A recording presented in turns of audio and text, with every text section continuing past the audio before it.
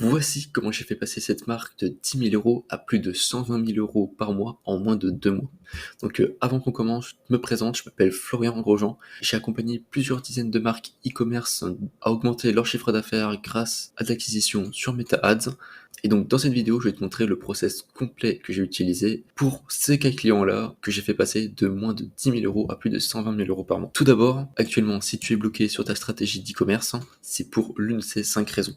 Soit tu as une offre qui n'est pas bonne, c'est-à-dire que peu importe ce que tu fais, les visiteurs que tu ramènes sur ton site, peu importe comment tu optimises ton site, finalement tu n'arriveras pas à faire de vente et donc peu importe les efforts que tu mets en place, ça ne fonctionnera pas. Soit ton site n'est pas optimisé pour la conversion, c'est-à-dire c'est ce qu'on appelle le CRO, donc le Conversion Rate Optimization, soit du coup c'est la partie mailing qui n'est pas optimisée, qui ne te permet pas d'avoir du réachat, ce qui fait que tu payes très cher tes coûts d'acquisition pour acquérir un client, et vu qu'il ne réachète pas chez toi, c'est très compliqué pour toi d'être rentable et de faire de la croissance. Pour ce client-là, je l'ai accompagné sur deux parties, la partie ads et la partie créa.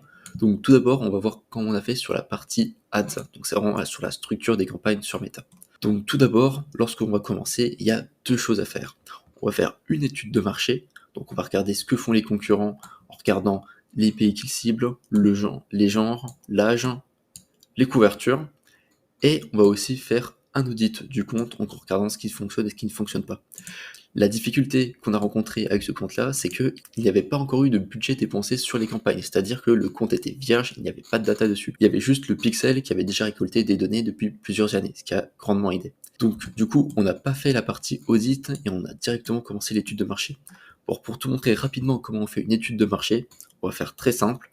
Tu vas ouvrir une nouvelle page, tu vas te rendre sur la bibliothèque publicitaire de Meta, et en fonction de ta catégorie, de ton segment de marché, soit tu connais le nom de tes concurrents et donc tu vas pouvoir écrire le nom de tes concurrents directement. Donc par exemple, on va écrire la marque Feed pour faire un test. Et donc là, tu vas voir toutes les publicités qui ont été lancées depuis qu'elle a commencé. Donc là, toi, tu peux faire des tris. Par exemple, si tu vas dans Filtre, tu vas pouvoir regarder le statut, donc si les publicités sont actives ou inactives, ce qui va te permettre de voir quelles sont les publicités qui fonctionnent chez lui actuellement. Et là, un élément qui est hyper important sur lequel tu peux t'appuyer, c'est de regarder les dernières publicités, celles qui tournent depuis le plus longtemps, parce qu'en général, ce sont les publicités qui fonctionnent le mieux. Donc, en plus, récemment, Meta, ils ont ajouté une nouvelle fonctionnalité qui te permet de voir la couverture des publicités. Par exemple, si on regarde cette publicité-là qui a été lancée depuis le 9 janvier 2024, ce qui fait à presque un an au moment où je tourne la vidéo, si on va sur transparence de l'Union européenne, on va pouvoir avoir beaucoup d'informations. Donc, par exemple, on va voir les pays qu'ils ciblent. Donc, on voit qu'ils ciblent la France, la Belgique et le Luxembourg, l'âge, le genre, la couverture. Donc on voit que cette publicité a touché 69 000 personnes, ce qui n'est pas forcément énorme. Même si c'est la publicité qui est active depuis le plus longtemps, c'est pas forcément celle qui est le plus diffusée. Et là, on peut même avoir des détails sur du coup, la couverture par tranche d'âge, genre et pays. Donc c'est permet vraiment d'avoir des données qui sont très précises et qui vont pouvoir t'aider toi sur ta stratégie que tu vas implémenter par la suite. Par exemple, si on en regarde quelques-unes qui sont un peu plus haut, on peut voir par exemple celle-ci a touché 40 000 personnes, celle-ci elle a touché 30 000 personnes, et après, une fois que tu as déniché les publicités qui fonctionnent le mieux, tu peux les regarder, voir qu'est-ce qui fait qu'elles fonctionnent plus que les autres, ou quel élément tu pourrais reprendre pour ta stratégie, etc. Donc on va retourner sur la petite carte mentale, et donc une fois que tu as fait un peu le tour, tu t'as fait ton audit et ton étude de marché, tu vas pouvoir faire un petit plan d'action. Donc grâce à tout ce que tu auras déterminé, tu vas pouvoir te dire, ok, ce qui a l'air de fonctionner le mieux, c'est ça, donc on devrait commencer par tester ces choses-là et voir qu'est-ce qui fonctionne. Donc une fois que tu as mis ça en place, tu vas commencer à faire des tests. Donc tu vas faire des tests sur le ciblage, qu'est-ce qu'on a vu avant, tu vas faire des tests sur les créas, bien évidemment. Tu vas faire aussi des tests sur la redirection et sur la structure de campagne. Donc pour la structure, en général, ça ne va pas être un test, ça veut dire qu'en fonction de ton budget, tu vas directement implémenter une structure. Peut-être que je ferai une vidéo à ce sujet-là dans quelques temps. Et donc, à force de faire des tests sur ces éléments-là, tu vas finir par trouver une stratégie gagnante. Grâce à cette stratégie, tu vas déjà pouvoir commencer à atteindre les 100 jusqu'à 300 € de dépenses par jour sur la plateforme, ce qui devrait quand même commencer à te faire un bon chiffre d'affaires et atteindre les 10 000 € par mois. Dans le cas de mon client, la stratégie gagnante, je peux vous la donner, c'était de faire des campagnes Advantage Plus avec des créatives qui étaient des Founder Generated Content. En fait, c'est quand le fondateur se filme, qui présente le produit. Donc dans les vidéos, on mettait en avant le problème et la solution du produit. Donc c'était l'introduction, le problème, et après on présentait la solution. Et c'était du format vidéo. Et là où on redirigeait les personnes, c'était simplement sur la page produit. Donc on avait testé aussi sur la page collection, mais c'est vraiment là qu'on avait les meilleurs résultats. Ensuite, si pour scaler et atteindre les 1000 euros de dépenses par jour, là ça va être un peu plus complexe, c'est-à-dire que une fois que tu as trouvé quelque chose qui fonctionne, va falloir l'itérer et un peu développer ta stratégie. Donc tu vas pouvoir essayer d'autres types de campagnes, donc par exemple des campagnes catalogue, ou même des campagnes avec un autre objectif, par exemple un objectif de lead, ou alors même de notoriété. Tu vas aussi tester d'autres ciblages, par exemple tu as testé un ciblage Advantage Plus, tu vas pouvoir aussi essayer de scale en trouvant différents ciblages manuels qui pourraient fonctionner. Tu vas tester aussi d'autres structures, donc tu vas pouvoir élargir un peu tes campagnes en ciblant par exemple d'autres pays, en ayant après une campagne de test dédiée, même en faisant des campagnes de post-achat, qui va te permettre un peu de développer et d'aller chercher un peu de chiffre d'affaires en plus par-ci et par-là. Tu vas pouvoir également tester d'autres produits. Une fois que tu as une stratégie qui fonctionne avec un produit, tu peux essayer de la dupliquer avec d'autres produits du même style de ta boutique et ainsi toucher plus de personnes. Également, tu vas faire des tests sur de la créa, donc on verra juste après comment faire.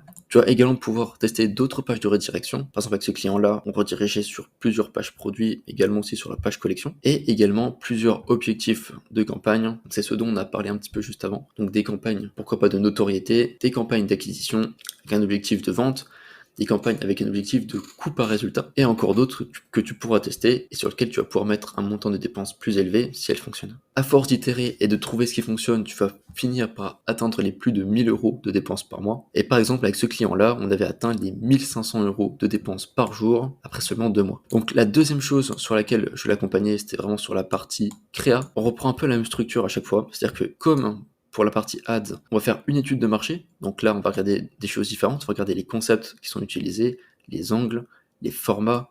Et aussi, on va regarder les avis clients, que ce soit les nôtres ou même ceux des concurrents, pour voir qu'est-ce que les personnes aiment et qu'est-ce qu'elles n'aiment pas, et voir sur quoi on pourrait s'appuyer pour nous faire la différence dans la communication. On peut également aussi regarder les textes qu'ils utilisent dans leur publicité.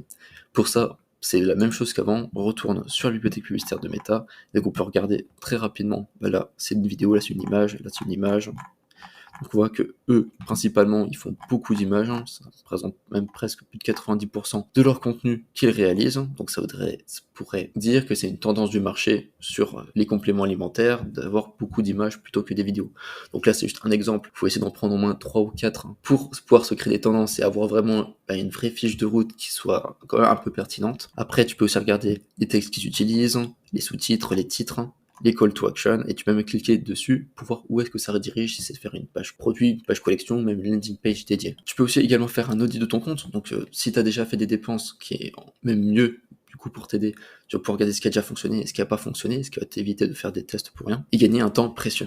Donc pareil pour cette personne-là, on n'avait encore pas lancé de créa, donc on savait pas vraiment ce qui marchait, et donc on avait dû commencer de zéro. Une fois ça, tu vas avoir un plan d'action qui sera, que normalement tu devras réaliser en même temps que le plan d'action ici, qui te permettra, lorsque tu voudras faire tes tests, au niveau des créas, de savoir qu'est-ce que tu vas faire comme créative à tester. Donc une fois que tu auras trouvé une stratégie gagnante, pour cela, tu vas devoir tester des mixtes créatives, donc ça veut dire tu vas tester des mixtes format, angle et concept. Donc le format, ça va être des images, des vidéos, des carousels, des gifs. Les angles, c'est soit par exemple tu vas parler des bénéfices, soit des fonctionnalités, soit de la réassurance avec des avis clients ou autre. Et le concept, donc c'est comment tu vas le présenter, donc ça va être par exemple un avant-après, des UGC, des problèmes solutions. Et une fois que tu as trouvé un bon mixte gagnant, et bien là ce qu'il va falloir faire c'est l'itérer. Donc pour l'itérer, tu as 5 manières de le faire. Soit tu vas changer le hook de ta vidéo, donc c'est les 3 premières secondes.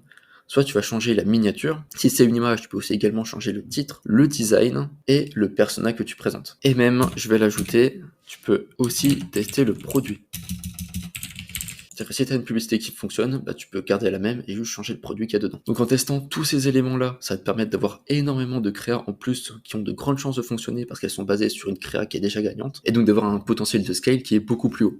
Donc si tu mixes cette partie ads avec cette autre partie stratégie du coup, plus sur la conception du compte, et bien tu vas pouvoir rapidement scale très haut et avoir des retours sur investissement qui sont très élevés. Par contre, la seule condition à avoir avec ça, c'est que tu dois avoir ces 3 autres points qui sont optimisés. Donc avoir une bonne offre qui fait que tu vas avoir des ventes, un site bien optimisé qui va te permettre d'avoir un taux de conversion assez élevé pour rembourser les coûts d'acquisition, et une stratégie mail bien rodée pour augmenter le réachat. Et donc c'est en suivant ce plan d'action précis qu'on a réussi à atteindre plus de 120 000 euros par mois avec ce client. Si tu es un e-commerçant et que toi aussi tu veux scale en faisant de la publicité sur Meta et que tu veux que je te donne mon avis et qu'on réalise la partie audit ensemble, donc que ce soit sur la partie ads, sur la partie créa, sur ton compte, bah tu peux réserver un appel de découverte avec moi de 45 minutes, on décortiquera ensemble ton compte et après ça je te proposerai un plan d'action pour pouvoir atteindre tes objectifs. Si ça t'intéresse, tu peux réserver un lien d'appel avec moi, avec le lien que je mettrai en commentaire. Sinon, n'oublie pas de t'abonner, que si t'as bien aimé cette vidéo, je vais encore en sortir plein d'autres comme celle-ci.